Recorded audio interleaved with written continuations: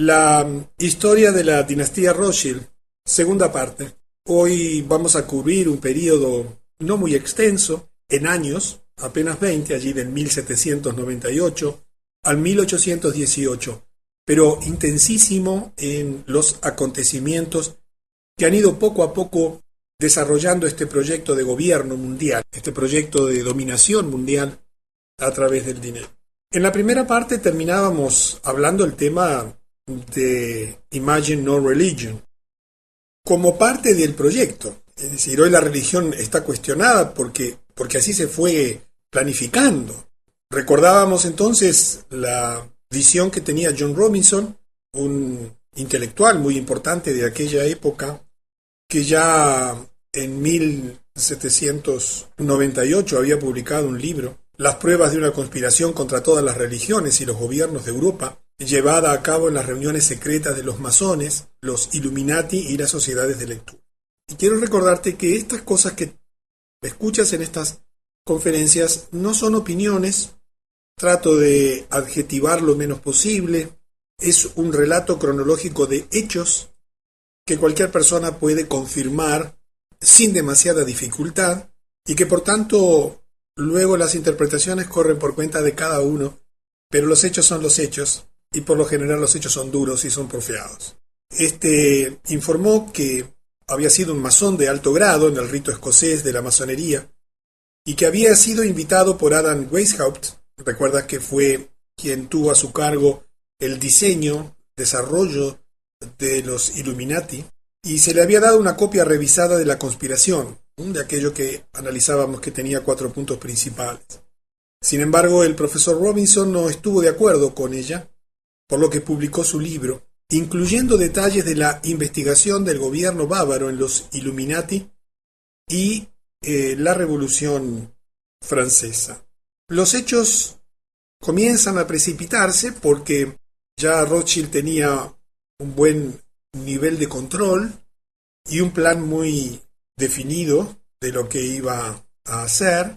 Y en ese mismo año, ya a finales del siglo XVIII, el 19 de julio, Papen David, presidente de la Universidad de Harvard, habló a los estudiantes graduados que el iluminismo tenía influencia en la política estadounidense y la religión. A la edad de 21 años, Nathan Mayer Rothschild deja Frankfurt y viaja a Inglaterra. Allí se establece, y eso fue fundamental a su vez en la historia, en el desenvolvimiento de toda esta historia, donde con una gran suma de dinero dada por su padre se establece con una casa bancaria en Londres. Y en 1800 Salomon Mayer Rothschild se casa con Caroline Stern. Recuerda que en la primera parte te dijimos que te contábamos de casamientos y nacimientos y que en esta segunda parte te íbamos a explicar el porqué de la importancia de conocer este linaje, porque estamos hablando de una dinastía y hoy vas a saber algunas reglas, normas que tienen estas dinastías para permanecer juntas como un verdadero clan a lo largo de los siglos, manteniéndose absolutamente unidos en el propósito principal de dominación mundial. Y así como en la primera parte vimos la influencia de los Illuminati para crear y financiar la Revolución Francesa, entramos en el siglo XIX ya con Napoleón. Recordemos el año 1806, cuando Napoleón declara que es su objetivo remover la casa de Hesse-Kassel de toda autoridad y eliminarla de la lista de los poderosos. Esta era una casa monárquica. Al oír esto, el príncipe Guillermo IX de Hesse-Hanau, ¿recuerdas que había tenido negocios con el principal de los Rothschild? Se va a Dinamarca y confía su fortuna, valorada en $3 millones en aquel momento, imagínate, a Mayer Amschel Rothschild para su custodia. Nathan Mayer Rothschild se casa con Hannah Barendt Cohen, la hija de un rico comerciante de Londres. Nos acercamos a acontecimientos importantísimos porque todo lo que tenía que ver con las guerras, los gobiernos, los cambios institucionales que se estaban produciendo después y como consecuencia de la Revolución Francesa, naturalmente que tenían detrás como grandes hacedores a los Rothschild.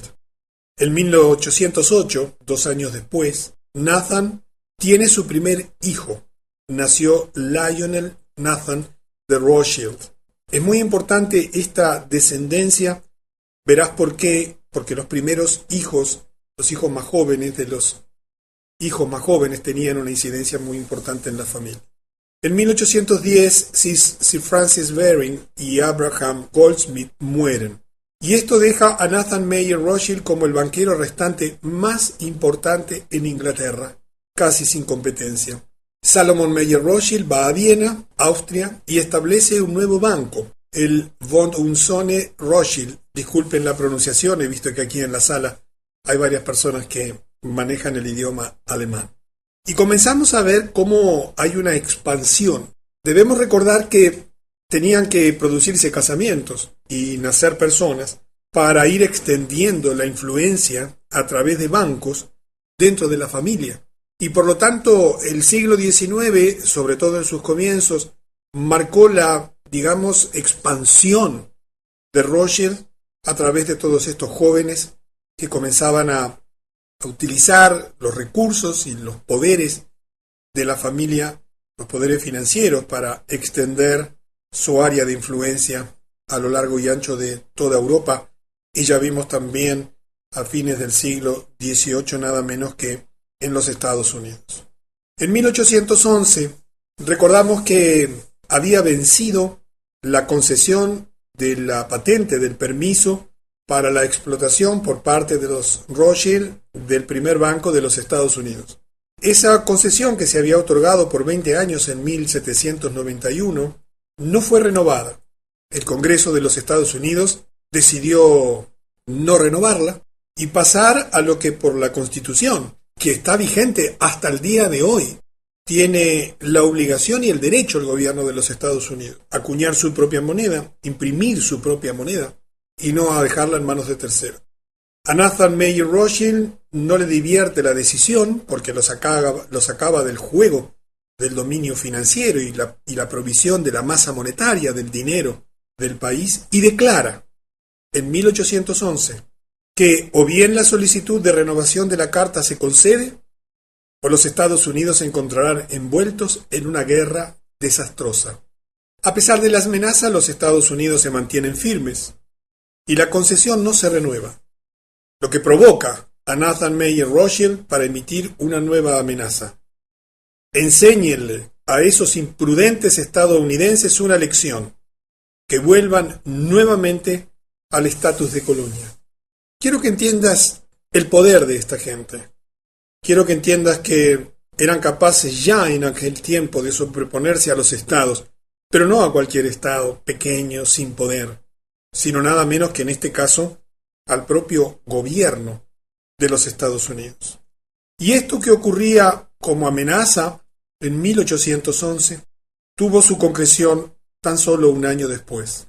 La guerra de 1812, respaldado por el dinero del Rothschild y las órdenes de Nathan Mayer Rothschild, Inglaterra declara la guerra a los Estados Unidos. El plan de Rothschild era muy simple. Consistía en cargar a los Estados Unidos con una gran deuda generada en la financiación de la guerra, de modo tal que finalmente tendrían que rendirse a los Rothschild, permitiendo la renovación de la concesión del First Bank of the United States. ¿Recuerdan los propósitos declarados por Weishaupt allá en 1 de mayo del 76? Generar conflictos entre los Goyim, los no judíos, fomentarlos y financiarlos, no solamente entre las personas, entre las asociaciones de estudiantes, entre los empresarios y los empleados, sino también entre los países. Quizás te sorprenda pensar que un financiero, un banquero, podía a través de su poder cumplir una amenaza hecha un año antes, influenciar el gobierno de Inglaterra para que declarase la guerra a los Estados Unidos. Pero ya algo de esto viste cuando hablamos de la Revolución Francesa. Y comienza la guerra. Y la guerra se desarrolla con un propósito claro. Era el propósito de obligar a los Estados Unidos a defenderse, endeudarse porque toda guerra implica severos costos en su financiación, para que luego cuando tuvieran que venir a pedir dinero, tuvieran que concederle peticiones a los Rothschild. Un plan urdido desde hacía mucho tiempo de dominio por detrás de los gobiernos. Y Meyer muere, y aquí viene algo muy importante, porque en su testamento él establece leyes precisas que la familia Rothschild debería seguir a lo largo de la historia. Y aquí vas a entender muchísimo de lo que hoy está ocurriendo y de lo que ha venido ocurriendo a lo largo de estos siglos. Por un lado, todas las posiciones claves en los negocios Rothschild solo deberían estar a cargo de miembros de la familia. Nadie fuera del clan familiar podía estar a cargo de los negocios. Solo los miembros varones de la familia podían participar en el negocio familiar, y esto incluía un sexto hijo bastardo formado en secreto. Es importante saber que Meyer también tenía 5 hijas, así que hoy la expansión de la dinastía Rothschild, sin el nombre Rothschild porque se casaban y tomaban el apellido de su esposo, se ha extendido por todo el mundo, pero esas personas de otras familias también forman parte de la dinastía. Y así, hoy se estima que hay un grupo de familias, algunos dicen que son 400, otros dicen que son mucho menos, que como consecuencia de esta situación, donde el fundador de todo esto tenía 5 hijas y un sexto hijo bastardo que fue el que quedó a cargo, porque solamente los hijos varones podían hacerlo, se comenzó a extender esa influencia a través de muchísimas otras familias. Y por otra parte, el nombre Rothschild no necesariamente asegura a quien lo posea que sea parte de esta dinastía o de este clan.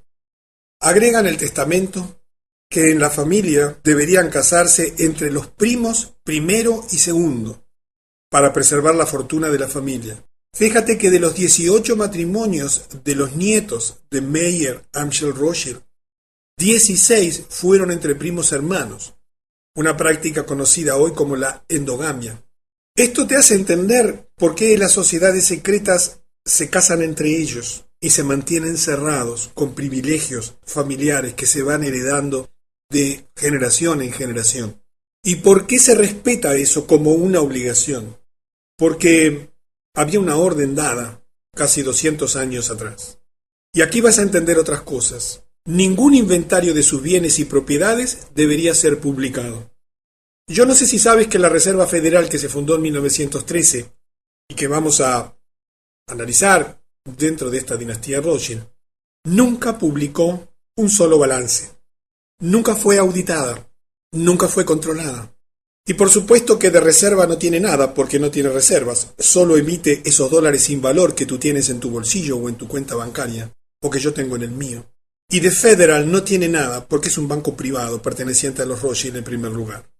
Y esta historia de que ellos no presentan sus balances, ni son auditados, ni controlados por ningún gobierno, ya estaba en el testamento del fundador de esta dinastía, Meyer Amschel Rothschild. Ninguna acción legal podría realizarse en relación al valor de las herencias. No se podía discutir, todo se arreglaba con dinero. El hijo mayor del hijo mayor se convertiría en el jefe de la familia.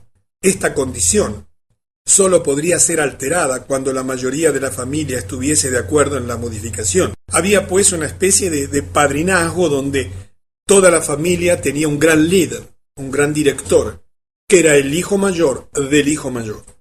Y ese era el vértice que tenía la autoridad, en definitiva quien tomaba la última decisión, y que solo se podía alterar esa herencia natural cuando la mayoría de la familia estuviese de acuerdo con la modificación. Como ves, había un plan perfectamente armado, hilado, hasta en sus mínimos detalles, que como plan de dominio requería mucha rigidez, condiciones muy estrictas, cumplimientos muy estrictos. Y Meyer muere, y por lo tanto se pone en funcionamiento en forma inmediata el testamento, y Nathan Meyer Rothschild fue elegido jefe de la familia después de la muerte de su padre Meyer. Ocurren otras cosas. Jacobo Meyer va a París, a Francia, y allí establece el banco Rothschild Frères. Nace también Nathaniel de Rothschild, el yerno de Jacob. Y entonces la familia comienza a extenderse y son enviados a cada uno de los países a dominar la banca, porque de ese modo iban a ir extendiendo poco a poco el control y el dominio de todos los gobiernos en el proyecto de dominación mundial que consistía en el dominio y en el control de todos los bancos centrales del mundo. En 1814 ocurre lo siguiente. Recuerda que Meyer había recibido un préstamo de $3 millones, un dinero que se le había dado para negociar, que el príncipe Guillermo IX de Hesse-Hanau había confiado a Meyer para su custodia. Y veamos un relato de lo que sucedió según la Enciclopedia Judía, la edición de 1905, el volumen 10, en la página 494, que dice: según la leyenda, este dinero fue escondido en barracas de vino, y escapando a la búsqueda de los soldados de Napoleón, cuando entraron en Frankfurt, fue restaurado intacto en las mismas barricas en 1814, cuando el elegido príncipe Guillermo IX volvió a Alemania. Los hechos reales, dice la enciclopedia, fueron menos románticos y más ajustados a otra realidad. Quiero que adviertas que vamos hilando hechos, los centrales, dentro de un siglo donde ocurrieron muchas cosas, porque en ese siglo XIX es que se decide lo que tú estás viviendo hoy, aquí en el año 2010, con todos sus detalles. Por supuesto que cumpliendo profecías bíblicas milenarias, dentro del proyecto de dominación mundial y de gobierno mundial. Y quizás alguna de estas etapas, o de estas diapositivas, o de esta información puede resultar un poco tediosa, poco interesante, pero verás que todo está absolutamente concatenado y hay que entender y conocer los episodios centrales para entender lo que en definitiva vino a ocurrir. Esta última línea, la que dice que en realidad algo se hizo con ese dinero, indica que el dinero nunca fue devuelto por Rothschild al príncipe Guillermo IX. La enciclopedia a continuación declara que Nathan invirtió los $3 millones en oro en la East India Company, a sabiendas de que sería necesaria para la campaña de Wellington, que recuerdas que era el gran opositor a Napoleón. Con ese dinero, y verás lo que ocurre a continuación, Nathan obtuvo no menos de 4 beneficios. Uno, con la venta de acciones o los bonos de Wellington que compró a 50 centavos de dólar y los vendió a $1. 2, con la venta de oro a Wellington. 3, con compromiso de recompra. Y 4, con la expedición a Portugal. Vamos a ver uno de esos puntos para encontrar un hecho extraordinario en la historia de la humanidad, y es el control absoluto de Rothschild sobre Inglaterra y su banco central. Del mismo modo que urdía el control absoluto del Banco Central, que ya lo tenía de Estados Unidos y que lo había perdido políticamente y que lo recuperaría como consecuencia de la guerra Inglaterra-Estados Unidos, también verás aquí una historia increíble, extraordinaria, de cómo llegó al control total de Inglaterra. En 1815, los 5 hermanos Rothschild trabajaron para suministrar oro al ejército de Wellington a través de Nathan, que recuerda se había ido a vivir a Inglaterra. Pero a su vez también financiaban al ejército de Napoleón a través de Jacob, que se había ido a Francia y había creado el Rothschild Frères, ¿recuerdas? Comenzando así su política de financiar ambos bandos en las guerras. No lo habían hecho en la Revolución Francesa porque allí ellos querían eliminar a la monarquía para detentar el control total y eliminar también a la Iglesia católica como dominador de los sistemas financieros. Veremos en la próxima conferencia cómo también llegan a controlar totalmente las finanzas de la Iglesia Católica. Los Rothschild amaban las guerras. ¿Por qué? Porque son generadoras masivas de préstamos libres de riesgo. Esto se debe a que están garantizados por el gobierno de un país y por lo tanto por los esfuerzos de la población de ese país, no importando si el país pierde la guerra, porque los préstamos se dan con la garantía de que el vencedor honrará las deudas de los vencidos. Fíjate la perversidad de esta intención. Se financiaban a los dos bandos a través de los bancos que ellos tenían, inmensamente ricos, proveyéndole el dinero necesario a Wellington para financiar su armada inglesa y para financiar a su vez el armamento y las guerras de Napoleón. Y en esa financiación se ponía como condición que los préstamos estaban garantizados por los bienes de la nación, por los impuestos de la nación, por el trabajo de la gente, sin importar quién perdía, porque la garantía sobre quien perdía, que quedaba destrozado y sin recursos, la otorgaba el ganador. Por lo tanto, era un juego perverso pero seguro, absolutamente para quienes detentaban el dinero y podían manejar sin ningún tipo de dificultad a las partes en pugna en los conflictos. Escucha esta historia porque quizás no la conoces. Uno de los mensajeros de Rothschild era un hombre llamado Rothward. Cuando finalizó la batalla de Waterloo, ganada por los británicos, Rothward despegó para el canal y fue capaz de dar las noticias a Nathan, que recuerdas era el banquero que vivía en Londres, con 24 horas de anticipación, antes que la mensajería propia de Wellington informara de lo que estaba ocurriendo.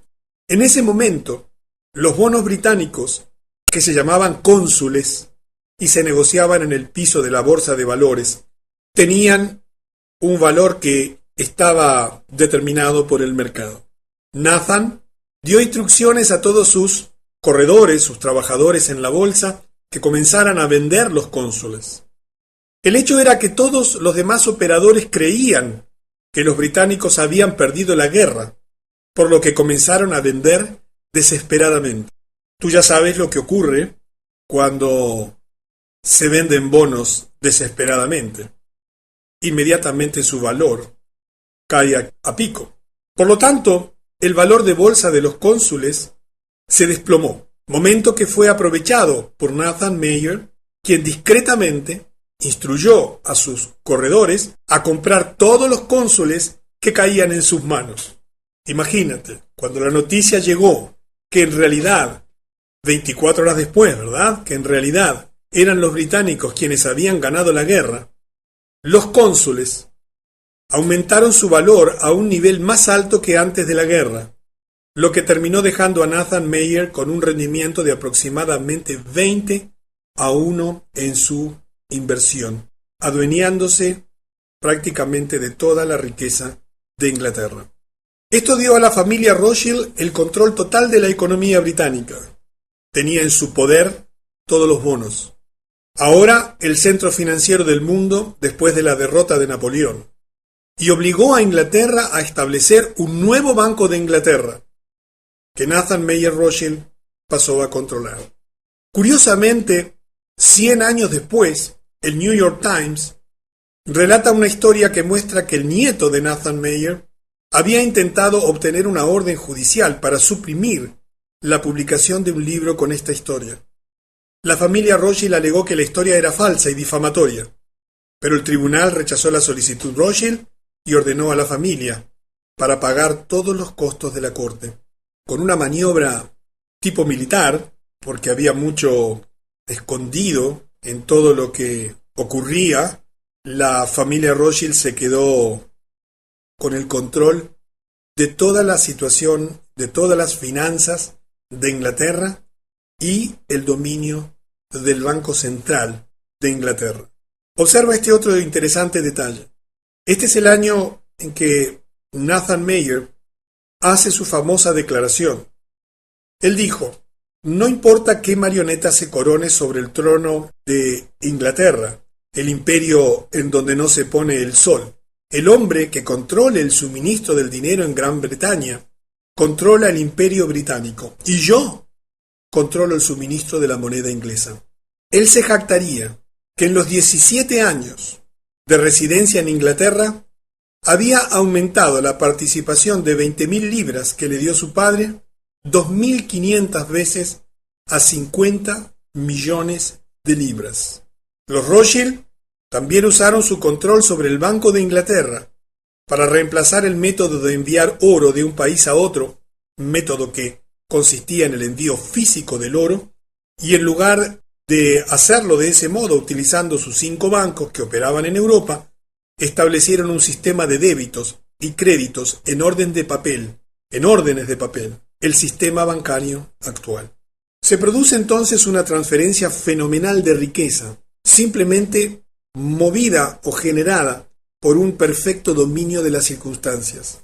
Uno de los detalles interesantes de esa guerra es que las únicas personas que podían pasar los controles, los bloqueos de la guerra, los piquetes, digamos así, de la guerra, eran solamente los couriers, los corredores que tenían la familia Rothschild, y que le permitió un conocimiento anticipado de lo ocurrido. A fines de este siglo, a fines del siglo XIX, a fines de los 1800, en los cuales, por ejemplo, se transfiere esa inmensa riqueza, inclusive después veremos que se queda hasta con el Banco Central de los Estados Unidos. Un periodo de tiempo conocido como la era Rothschild. Se estima que la familia Rothschild controlaba la mitad de la riqueza del mundo. En tan solo un siglo y unas pocas décadas se adueñaron de la mitad de la riqueza del mundo. Pero ese año ocurrió algo que salió de los planes, escapó del control de Rothschild, pero que es muy ilustrativo de sus intenciones concretas en aquel momento y de hechos que vinieron después, de los cuales veremos en detalle en las próximas conferencias.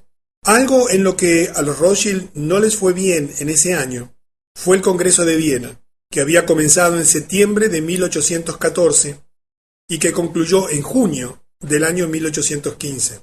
El motivo del Congreso de Viena, la razón por la cual había sido convocado, era que los Rothschild querían crear una forma de gobierno mundial para darles total control político sobre gran parte del mundo civilizado. Te vuelvo a repetir porque si no te diste cuenta o no estabas atento. El motivo de este Congreso de Viena era que los Rothschild querían crear una forma de gobierno mundial para darles total control político sobre gran parte del mundo civilizado. Increíblemente, en menos de un siglo, ya estaban en condiciones de comenzar a proponer el gobierno mundial, tal y como lo hacen hoy, que ya está absolutamente determinado. Muchos de los gobiernos europeos estaban en deuda con los Rothschild, así que imaginaron que podrían usar eso como una herramienta de negociación. Sin embargo, el zar Alejandro I de Rusia, que no había sucumbido a un banco Rothschild central, no estaba de acuerdo con el plan.